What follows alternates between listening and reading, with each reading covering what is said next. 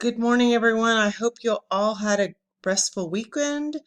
Another weekend at the ranch for me and our family with us all watching the cows feeding, goats, and off the radar with no internet. It was lovely. Today, we're going to take a spelling pretest. Please take that before our Zoom room session. That is at 9:50. We will go through spelling and vocabulary words for this week and listen to a few podcasts. It may take us several days to get through all the podcasts.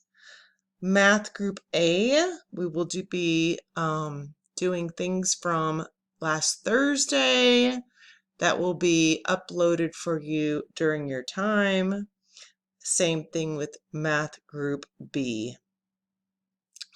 Just wanted to let you know that 15 of 22 students have completed their moonwalk test. You know who you are.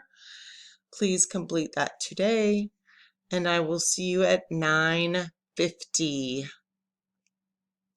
Have a great day.